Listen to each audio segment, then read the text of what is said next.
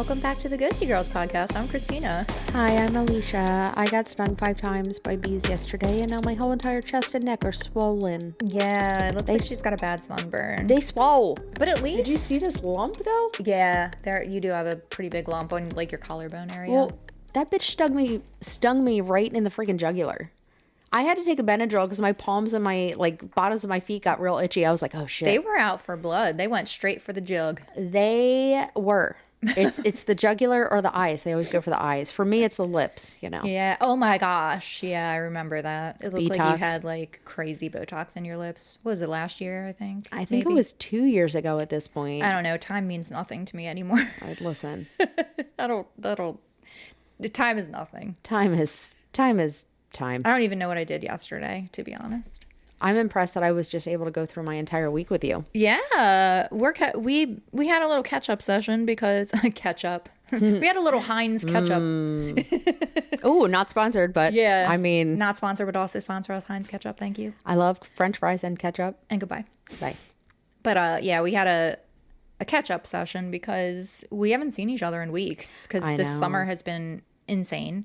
Mm-hmm. And I feel really, really bad because Alicia is doing a 3rd episode in a row. Sorry, guys. Because, well, I'm sorry. I feel bad because life has been kicking my ass. And when I say life, I mean my job. We had another trial that I was going to be gone for 20 days in another state. Poor Christina texted me. She goes, Alicia, we're going to have to postpone the podcast. And I was like, no, I will record it just like you did for me. Well, I didn't want to put everything on you. So I was like, we're going to have to take a hiatus because that's what we do. The only thing that I'm going to be able to do is work. I can't fucking do anything. I haven't done, I'm working on an episode. It's almost done. I have something else to do. Like I get called to do something else. Like, and we only really have the weekends. And they called you on Saturday. Yeah. Yeah. Which is crazy. Yeah. Yeah. And all we have for the podcast is weekends. So I feel like, we're recording on weekends and then weekends I'm also trying to knock out episodes and then editing because you do the editing. Oh my God, editing. Yeah. I told you I'm happy to do editing Sundays. That's usually what I do. Mine are catch a dick Sundays at the clubhouse. That's what they call them. C-A-D Sundays. It's a long backstory to that name, but But yeah, I do try to do some things for the podcast like on weekdays after I get out of work, but honestly sometimes I'm so tired that I just want to cry in bed. Don't cry. You're burnout. I'm making moves to make my life better and I'll leave it at that. Good. And as you should. Yeah. Until the podcast takes off and then we can quit our jobs and do this full time because we'll get paid for it. And I'm not saying if, I'm saying when, because I'm putting it out into the universe. I'm trying to do that with things. I'm trying to be more positive. It's really fucking hard, but I'm trying. And I keep telling Alicia, like, I'm not saying if, I'm saying when, because I'm putting it out into the universe. It's going to happen. Exactly. It's just a question of when. Okay? Very soon. Yeah. Some things happen, some things take a little longer than others, but they still happen. Good things take time, like Heinz ketchup coming out of a bottle. True. See how good we are at ketchup? Let's do this. Also, we technically had our 100th episode last week. I know. And we didn't even acknowledge it because we didn't have time. Happy 101. Yeah. Technically 102 because we re-released the shark episode. Yeah, we were planning on doing this big blowout episode for episode 100, but let's do it for, we can't. Let's do it for 111, 111, spirit numbers. That's a little close. Yeah. We can do it. 111. We can do it. We'll see. Even Even if it's just you and me interviewing Binks the cat. Meow. Yeah, I'm sure people will really care about that. They would love it. But yeah, happy 100th episode to us. We didn't do anything. Yeah. We didn't do anything to commemorate it because it's mainly my fault. I've had no fucking time, but also I was away. There was nothing we could do. So, you know what? 100, congratulations to us. However, spirit number 111. We're coming for you. That's what we're going to do. Definitely for episode 200, we're going to do a big blowout. But by episode 200, we're going to have money. We're going to be big. We're going to be big. We're going to be big. We're going to be bigger than my butt. I'm putting it out there. But we also need your help. So make sure you comment, subscribe on YouTube, follow us on all the things, tell your friends about us. Please. Yeah. Just get the word out because We have goals and we're trying to get to them. We've told you this before as well. We will just message us, DM us, any of the things, and we will happily send you stickers or business cards or whatever. There's a couple people that we need to respond to. One of them is Chris for real. Chris for real. Oh, what does he need? He needs stickers. Chris. I know. I'm so sorry. I keep meaning to respond, but I suck. And I've been doing gently better at responding. Gently, yeah. But we need to send him stickers, and I'm so sorry that we Chris, haven't done I will that. send I you feel stickers like a complete asshole today. Yeah. I will get you some stickers. Yeah, because he has been with us from like day one. Well, he's been on. Yeah. He's awesome. We love him. But Chris, we need some Chris for real stickers too, please. Thank you. Oh, yeah. Please and thank you. Yeah. We'll start posting them around. Oh, absolutely. Had I had them, I could have put some in Hawaii and I could have put some in Myrtle Beach. Did Hawaii. Hawaii. La la la la la. That wasn't it. I don't even know what that was. That was like Captain Underpants. I have no idea what Tra-la-la. I have no idea what anything is anymore. What are we talking about today, Alicia, since I've put another episode on you because I'm a fucking lazy piece of shit? Well, listen, I've been working on this one since my vacation to Hawaii, even though I just got back from Myrtle Beach. So you are just steady on vacation, girl. I want your life. You don't, because it's nonstop. Because all I do is sit at a fucking desk. It's been a very busy month, but then I go into August and... Luckily, I don't think we're doing any more traveling except for one. I mean, I shouldn't say good, but I feel like you need a break from being away. I am exhausted. Yeah, you've been away a lot. I don't know how like people do it, honestly. Like I still have not unpacked my suitcases. Yeah. It's nuts. And I got back a week ago. I hate unpacking. I don't hate unpacking. I want to unpack. I just have not been home since I got home. Does that make sense? No. Yes. Yeah. You've just constantly been doing shit. Yeah. Yeah. Ugh. Anyhow, so you guys already know I went to Hawaii. So this whole first paragraph that I was going to read that I wrote in my script is dunzo because I started this a while ago. But today we are going to talk about Pele. Pele. Okay. Yeah. Who is you'll find out. Mm-hmm. You'll find out. So when I was in Hawaii, I'm still kind of riding on that Hawaii high. I got to go to the island where Jurassic Park was filmed. I don't know if I said that before. Yeah, Kauai. Hawaii? I did not I mean, know a lot of it. That's really cool. And honestly, that was my favorite island. It was just chill. Oh, I didn't know that. I love the vibe of the first Jurassic Park. Well, I love it. I was geeking out. I actually asked, there was a like concierge on the cruise boat. And I was like, hey, where is the beach where the compies come out and attack that little girl? Do you know what I think it's Jurassic Park 2. Jurassic Park 2, right? Yeah. I said, is that here? And he was like, I don't know what you're talking about. And I was like, the Compsognathus. They come out and there's a little girl. It's somebody's granddaughter. And then The Compsognathus is compies. The little guys. They're super cute, but then they come out in a drove and they eat people. And that's like you. Yeah. I'll be a compy all day. If you were a dinosaur, I feel like I'd be a that's compy. what you'd be. What would I be? Dilophosaurus. You'd be spitting acid in people's faces. Oh, that's the one that like, yeah. Yeah, those guys. Listen, Okay. you already know I fucking love dinosaurs. Yeah, I know you do. Yeah. Leopleurodons, my shit. Mosasauruses, also my shit. They're the water dinosaurs. Yeah, she knows everything about dinosaurs. I don't, actually. My son knows more than I do, which is scary. Anywho, we digressed already. Do we, though? I mean, I used to want to be an archaeologist, so maybe I should dive into that more. Somebody get me a job as an archaeologist. It's my dream. Period. The end. Thank you. Goodbye. Yeah. So, anyhow, I was geeking out because I was on the island where Jurassic Park was filmed. Yeah, that's really cool. And we went on excursions. I think I might have said this before. I don't know. But one of them took us to the active volcano in Kona. Nice. So let me tell you the volcano tour. And I know I kind of told you this story, but we didn't record it. Mm-hmm. Our tour guide walks up to us and he's in like board shorts and a t-shirt. And he's like, hey guys. And like, he's real fidgety. Hey guys. I'm somebody called out. So like, I'm your tour guide today. You guys are stuck with me. Yeah. And like, he's like tapping his nose 3 times and he's like clapping. And I'm like, oh, he was tweaking. Shit. He was tweaking. Yes. He was coming off of a rough ass night or something. Like, I don't know. Or maybe he just finished a bender and they called him in. I don't know. He's like, yeah, I bet I got these people. I'll drive them up this steep ass cliff mountain. Sure. Let's do this. In his defense, maybe that's just his personality. And honestly, maybe he's just quirky. I was nervous. Like, I said to Jack, I was like, I am not getting on the tour bus. And Jack has a really good intuition. Mm-hmm. And I was like, how are you feeling? And Jack was like, he's fine. Okay. He's fine. We're going to be fine. And I was like, okay.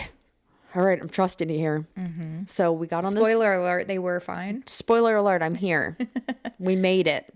Even when he drove, I'm sorry, the story's long. Even when he drove, like for the first 30 minutes, you could feel like his foot go gas off. Like all of our, like, we were like going back and forth, and all the people on the tour, there were like 12 of us.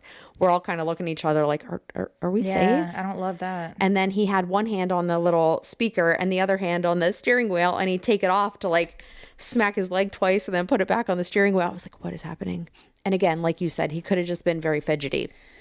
Yeah. But ultimately, loved him. Okay. He was so freaking knowledgeable about everything. And like, I learned a lot about Hawaii in general. Yeah. Like the plants, which you know I'm into, you know, and all that other stuff.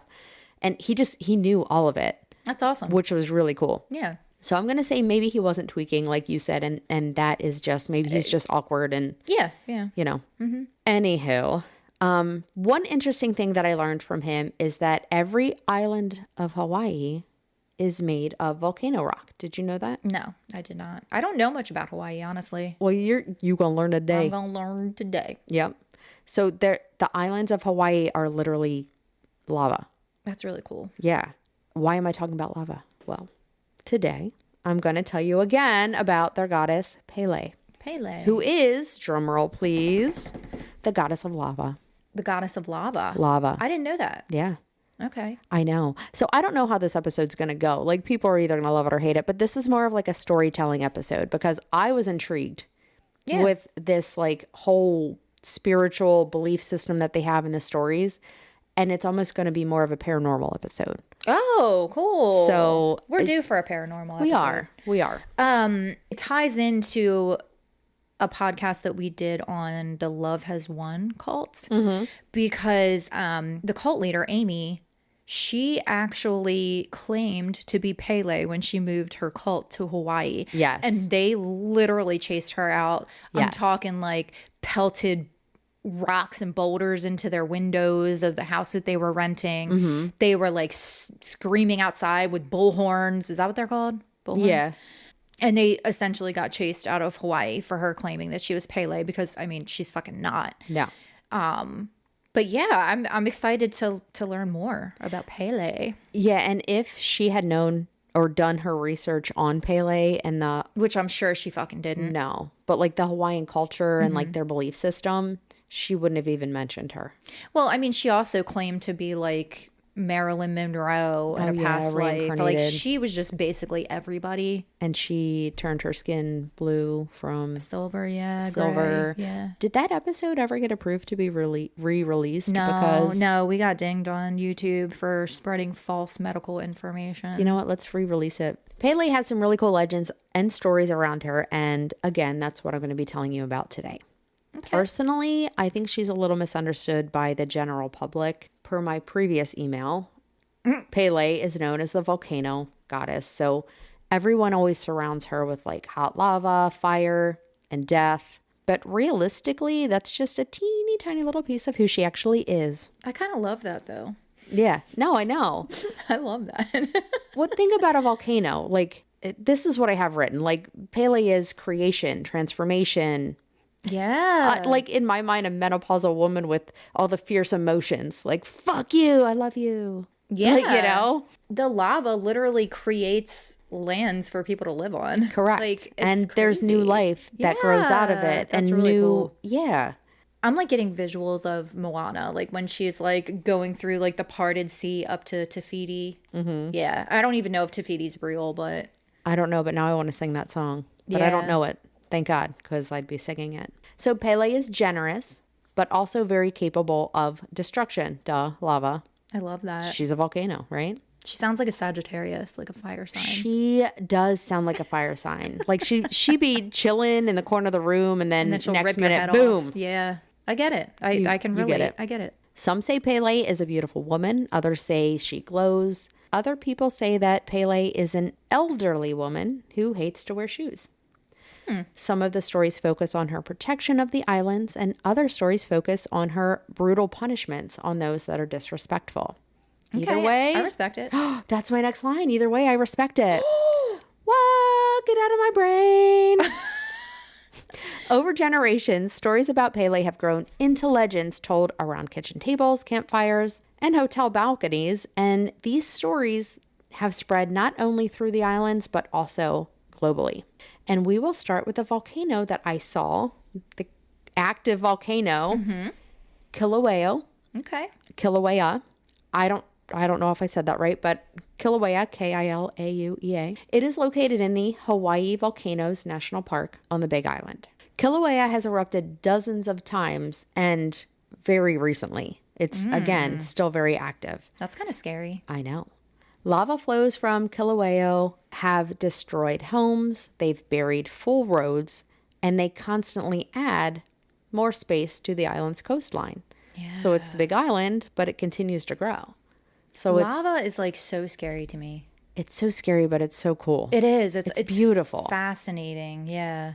So if you ask a scientist about these eruptions, they will explain 100% through geology, right? The plates moves and they shift and the lava and this and that, blah, blah, blah, blah, blah. Yeah. Science words. Yeah. If you ask me, I'll explain it through aliens. And if you ask any Hawaiian, they will explain it through Pele.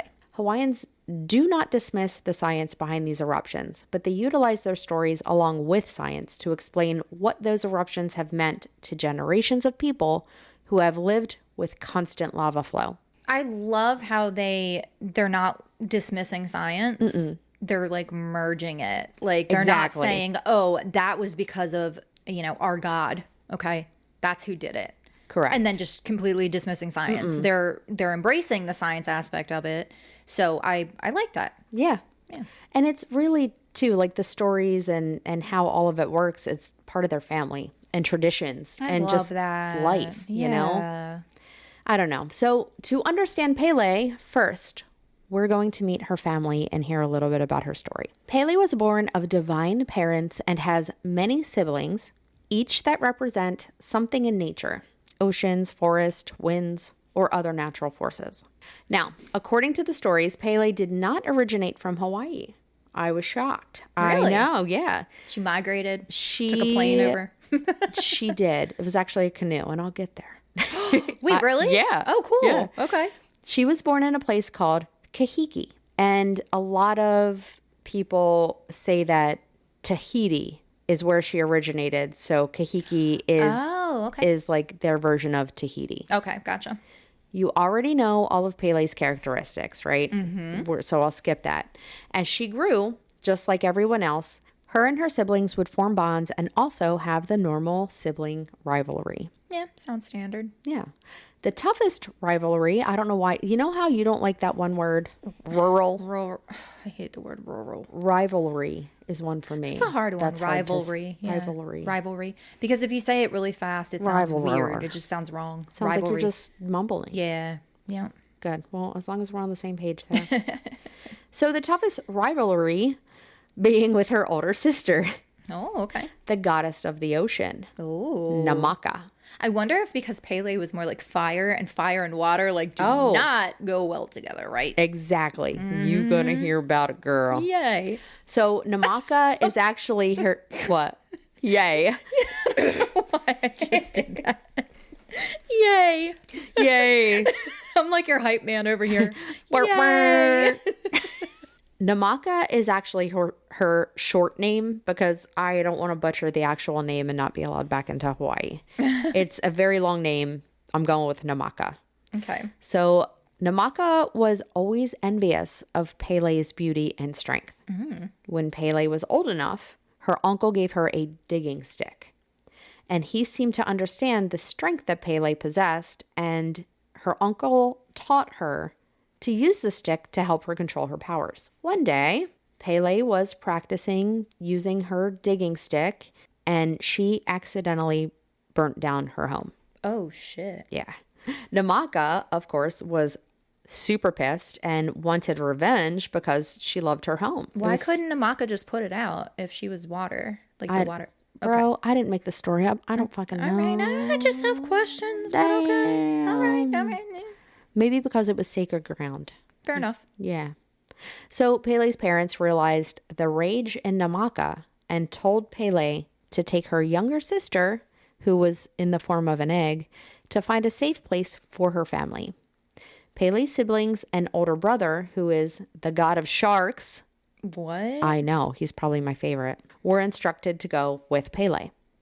They got into a canoe and sought new land, but every time they would reach a new land, Namaka would drive them away. When they reached the island of Kauai, where Jurassic Park was filmed, Pele used her stick and dug deep into the ground, creating a hill, now known as the Hill of Pele, to hide in, but her fire was so bright, Namaka saw her glow reflecting from the clouds. Ooh.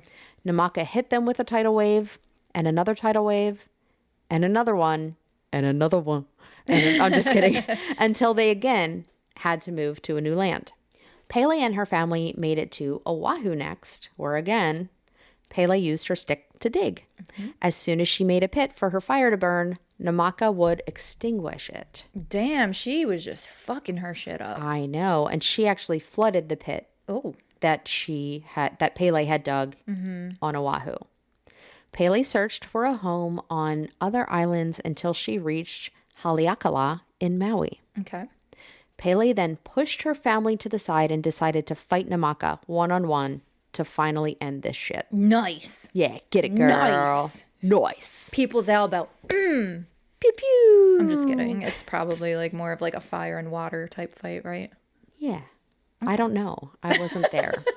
You don't have the footage or audio? I don't. I mean, I could AI that shit. I'm sure someone already has. Yes. Honestly. I mean, I honestly can imagine her taking out hoop earrings and being like, okay, bitch, I had enough. Let's go. Fire. And that's valid. So she just wants to live her life and she keeps fucking it up. I'm saying she made a mistake. She burnt out her home. Like she's trying to find a new one. Yeah. Calm down, Namaka. Leave her alone. Yeah. Now, Namaka actually won the fight and killed Pele, breaking her bones. Killed her? Yeah. But Pele is a goddess, so she can't really die, right? Mm-hmm. Namaka, after breaking all of Pele's bones, looked over to the big island where she saw the volcano, Mauna Loa, throwing lava and fire into the air. Oh, shit.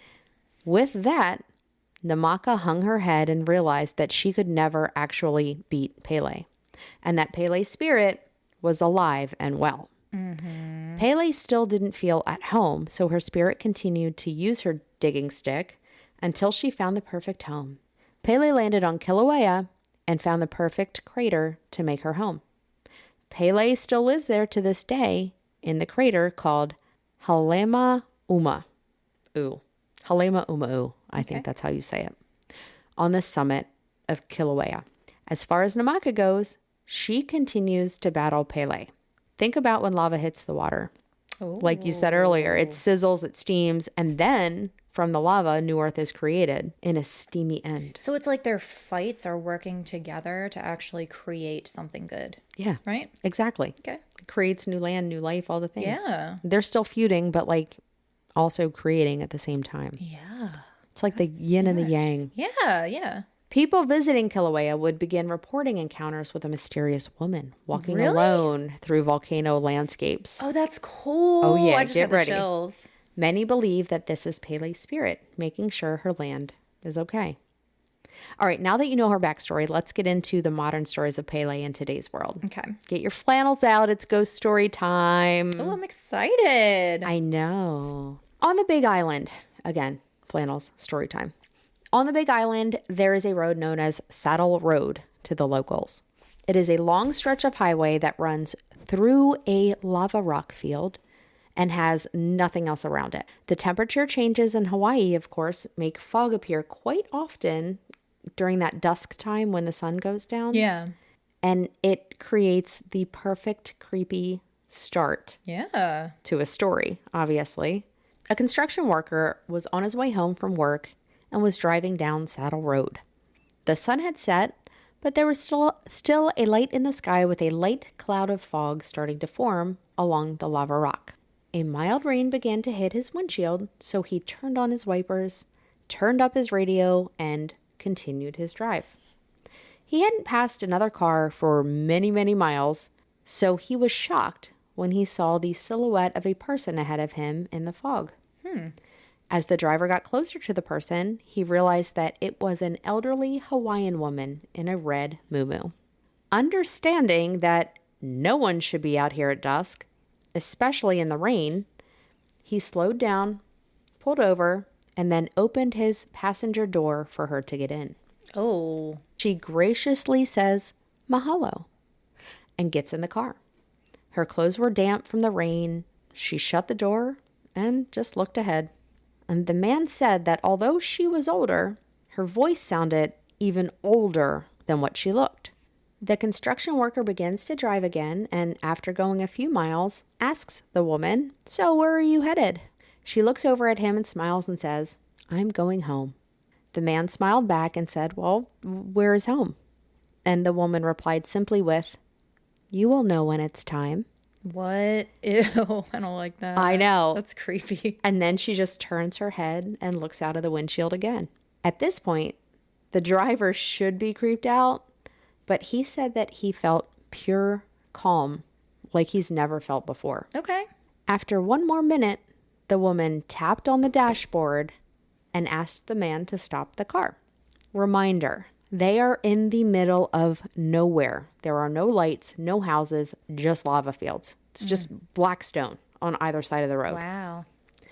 The driver hesitated again. There's nothing around, but he did as the woman asked. She opened the car door, again says "Mahalo," and gets out, heading into the lava field. That's her home. Mm-hmm. Now the man is confused and is watching this woman in the red muumuu take steps away, and she was walking towards kind of the trunk of his car. So he's watching her in the side view mirror, and then as he adjusts to see out of the rear view mirror, when she got further away, she was gone. The man was worried, took out a flashlight, got out of his car and looked all around, but he could not find her anywhere. That's creepy. She had disappeared into the lava field. That's just Pele. That's just Pele. Just Pele things. But the next morning, the man turned on his TV to find out that there was an increased volcanic activity near where she had gotten out of his car. Whoa, that's weird. Yeah. The weirder thing is, this construction worker is not the only one to have this story. The story of an elderly woman wearing a red dress on the side of the road, then vanishing, has been reported many, many, many, many, many times, even to this day. I wonder if she has different forms. She does. Ah, okay. Oh, she does. Another story that is more recent is that of a tourist who was mocking the signs that ask people to not take or remove lava. Right? Come on. They don't want you to take the rocks and stuff like that. Yeah, you probably shouldn't mock a goddess. 1000%. He asked his tour guide, why? Like, why can't we take the rocks? And when he was told the story of Pele, he laughed and said, "Oh, I hope Pele does come over here so I can get a selfie." And Pele was like, bet. Probably. Bet. She was like, "Here I am, bitch. What you gonna do about it?" Apparently, this man's wife was not amused because she believed in the goddess Pele. I would have punched him in the face just because that's a dick move. Well, like, even if I didn't believe in that stuff, like, you don't disrespect someone's culture like that. That's really fucked up. It is fucked up. I hate when people do that shit. Same. He was American, wasn't he? You know, we're all assholes. Later, the couple was approached at one of the scenic lookout spots by an elderly woman in a red dress. She greeted them and smiled while asking if they were enjoying the island. And the man was actually very polite to her. But then after she left, he continued his shit and continued to be an ass. His wife then asked, "Hey, where did that woman go?" And they looked all around, but they were the only people on that lookout. And they were the only people before and after the woman approached them. And when they turned around to go find her, she had disappeared. There was one way in, one way out. She was nowhere to be found. she was older, so she couldn't move that fast. Right. So the wife was like, oh, you didn't get your selfie. You know what I mean? Like, yeah. So Pele kind of was like, here I am. You don't fuck with my people. She didn't do anything bad to him. Okay. Well, that's good. Yeah, but I would have pushed him off the cliff personally, but that's just me. Same. Another thing I learned in Hawaii is that animals are often looked at as spiritual beings. Okay. Which I fucking love because I believe that shit too. Oh yeah, absolutely. I think I might be Hawaiian, actually. I'm like a Buddhist Hawaiian. Yeah, I can see that. Mentally. Physically, I'm a white. You're a white woman. I'm a white woman in America. Physically, you're a white. Mentally, I am a Buddhist Hawaiian. But besides that, there was a ranger. You're going to like this one. There was a ranger checking equipment just before dawn near a restricted volcanic area of the Hawaii's National Volcanoes Park. Okay. He hopped back in his truck, headed to his next stop, and noticed the air was smelling more sulfury than normal. Oh, that's not a good sign. Well, volcanoes release that gas and they smell like sulfur anyway. Oh. So it constantly smells like sulfur. I didn't know that. That's interesting. It's like a big fart field. So when you go there, did you smell the sulfur? So in certain parts, yes. You could smell it. Really? Yes. And when we saw the volcano, we weren't lucky enough to see actual like red and orange lava. Oh. We saw the steam coming out of the volcano. That's cool. Which was still pretty awesome. Yeah. And you could see like in the volcano field next to the volcano, you would see like steam spouts, like where steam would come up. That's really cool. And this was honestly probably one of the coolest things for me is, well, we got to walk through a tube that was made by lava. What? But there's also, a lava tube? There's lava tubes everywhere. What? Yeah. And they're not very safe to go in unless you know that it's like approved because they could collapse. It's underground. Oh my God. It was cool though. Like I'll show you pictures. I can't believe I didn't show you pictures of this. Yeah, you bitch. The coolest thing was they actually roped off 2 of these like steamer holes, if you will, like a steam hole where the steam escapes the earth. And you can stand there and like feel the steam. Really? Yes. Did you do that? Of course I did. Was it hot? It felt magical because at this point you're high elevation. Yeah. So it's chillier than you would expect it to be. So like it felt like you were like in a nice like one warm with nature sauna, like that's cool. And it warmed you up and I was like, oh, this has got to be great for my skin or terrible for my skin. Either way, I'm doing it. But it was really, really cool to be able to stand in the steam of a volcano. Yeah, that's really cool. I feel like some like products have volcanic ash in them, right? Well, I wouldn't take volcanic ash. That's Pele's. Don't use that shit. Oh yeah, never mind. I'm just kidding. It could be from anywhere. But yeah, I have seen stuff that have like volcanic ash. And actually there was still stuff falling from the sky. And they look like, have you ever had a violet crumble? No. No, it's an Australian candy. It's delicious. Mm-mm. You're welcome, Tim. Send us some. Just kidding. You can actually get them at Five Below. But I don't even know how to explain it. It looked like a piece of glass cheese, like holy flaky cheese. And you could actually like crush it in your hand, but it's glass. What? So like if you were to crush it in your hand, you'd probably get little spikes of shards of like almost glass in your fingers. It's insane. Did you see them? Yeah. And then it turns, our Tweaky tour guide showed us. And then like that eventually will harden and become like a stone as well. I am being educated today. I was educated there. That's really cool. I know. I know you guys came here for like scary stories and shit or murder, but well, it's good to take a break from that thought this was interesting. It's very interesting. I'm enjoying this. Oh, well, I'm so glad that you are because I'm bored. I'm just kidding. I was going to say, excuse me. Sorry to bore you. Honestly, like I was so intrigued by these stories. I wanted to share them anyway. That's really, really cool. Yeah. So yeah, the sulfur smell. This ranger noticed that the sulfur smell was more thick than normal, which gross, but you know. Ugh, yeah, like a thick fart. Thick fart, yeah. Thick, and then like you got crop dusted. A thick steam drifted across the road. Oh no! All the thickness.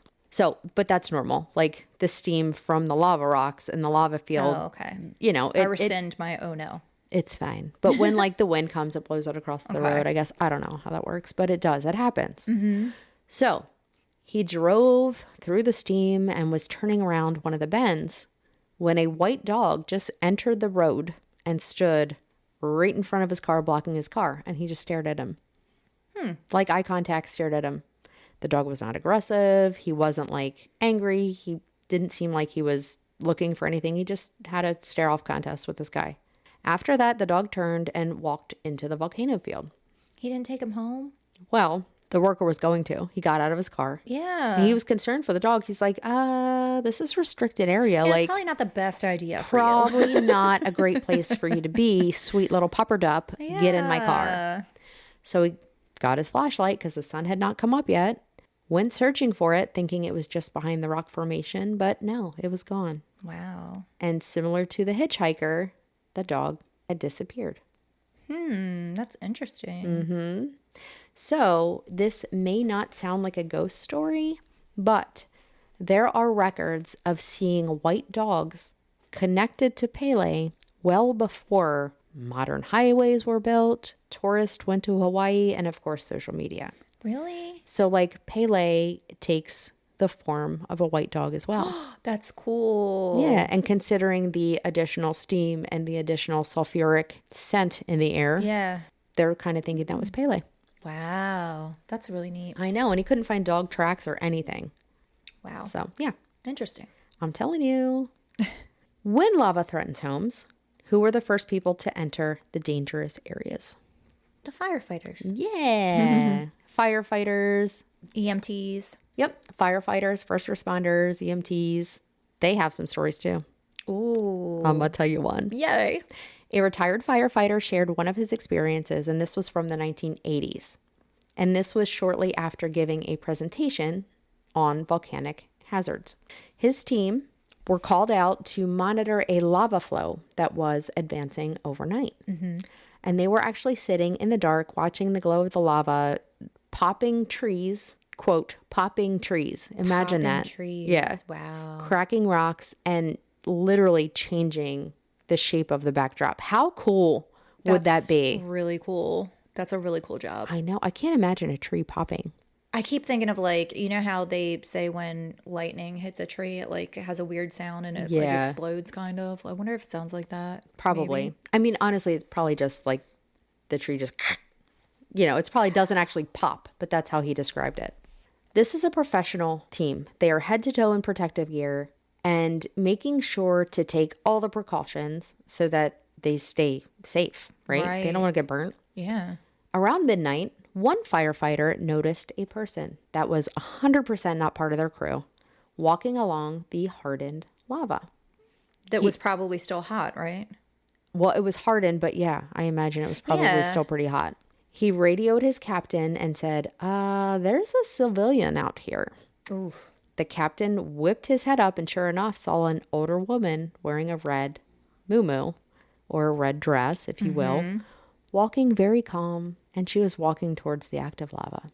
And they were probably like, yo. Yeah, they're like, oh shit, she's trying to off herself. Yeah, we're going to need you to maybe step away from that. Yeah.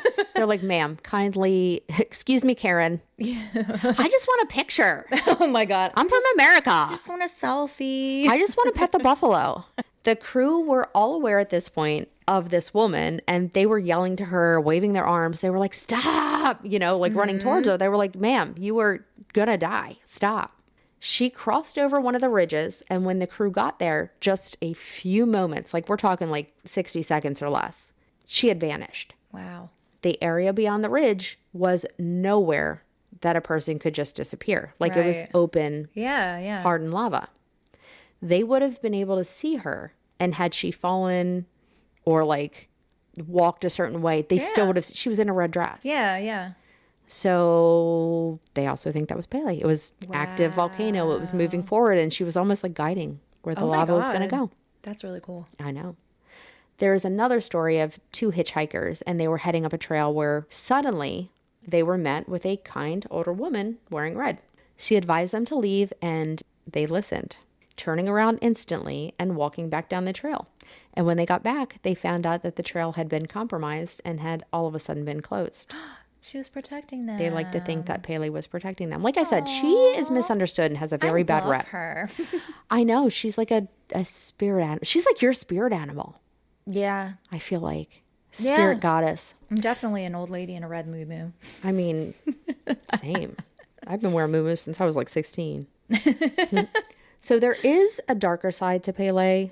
There is a well-known spoken and unspoken rule to, again, not take the volcanic rocks. Now, I did ask a local when we were there at the black sand beach, because the black sand is actually just lava rock that's been pulverized by Namaka, essentially. Yeah. Right? Or the ocean, if you guys already forgot the story. And I said, listen, can you really not take the rocks? Like, how does this work? And he said, listen, he said, if you feel a spiritual connection to a rock, that's kind of a blessing to take it. Oh. If you ask and you're respectful and you ask permission to take it because you feel that connection, it is okay. How do you know if like they accept your asking? Does that make sense? I don't know. I think it's just like a feeling, like I think it's just a feeling. I think it's just a like, okay, you did it the right way. Yeah. Sure. Okay. Kind of thing. All right. But yeah, if you ask for permission and do it the right way, they say that it's acceptable, but who knows? If you don't do it the right way, or if you just take something you're not supposed to from Pele, you may be hit with Pele's curse. Well, not only that, but it's illegal. It's also illegal. So if you're going to Hawaii, do not do that. Yeah, don't do it. Okay, great. Thank you and goodbye. Amen. So the rumor is that if you take one of her lava rocks from a lava field, or just in general, she will smite you with a string of bad luck. Ooh. Is this a myth? I'm going to guess probably not, only because employees of Hawaii's Volcanoes National Park receive hundreds of packages a year from around the world with handwritten notes apologizing and asking for them to please return what they took. Oh, shit. So they mail the rocks back. Yes. Wow. One letter read, and I quote, "Please put this back where it belongs. Things started going wrong after I took it." He then went on to write about he lost his job. He had a broken engagement. He got in a car accident and had a family illness. Oh, my God. This right here is why I will not go back to Pennhurst. Fuck that place. Well, that's like when they, so when me and Daddy T went to Las Vegas, we went to the Zach Bagans Haunted Museum. I'm sure I've probably told this story a million times. But there's like a haunted doll room, and there's one doll where they're like, if you disrespect her, like they say that you get bad luck. So Daddy T walked in, and I can't remember what he said, but he like made a joke, and I was like, dude, why did you do that? Why did you do that? And he's like, it's like, I wasn't being mean. It's fine. We had really bad luck for a long time after that. And Yeah. Yes. We're good now. Yeah. But we had a string of bad luck. Yes. So I kind of believe in that shit. Yeah. There's also, have you ever heard of Robert the Doll? Yes. I would never go in that room. No. Because, like, the stories that I have heard, no thank you. No. Nope. I don't fuck with that shit. But, like, why risk it? Right. Exactly. It's not worth it. Bad luck is not worth it.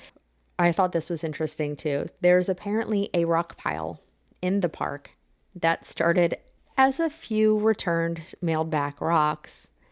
But this pile is now taller than most of the people that work there. Oh my God, that's where they put all the returned rocks? Yes. Now, I want to know, let me know in the comments if anybody has done this and returned a rock. Does the bad luck subside after you send it back? I would assume probably, because she's getting her shit back. Yeah, maybe, right? Who knows?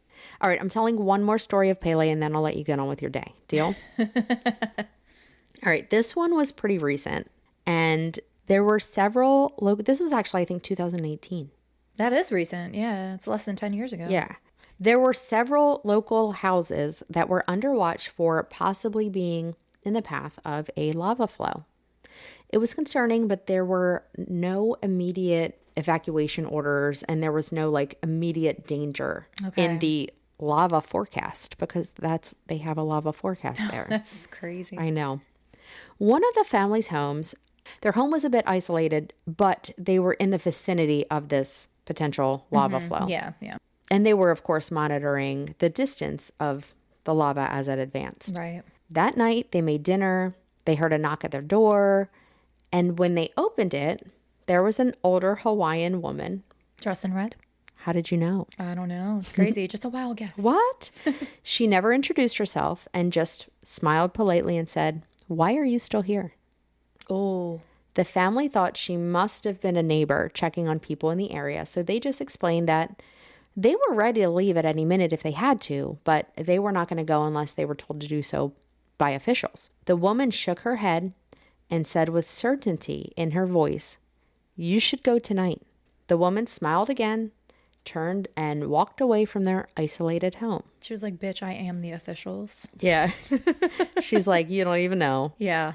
That night after dinner, the family packed a few essentials and left their home, even catching slack from some of their relatives for their decision.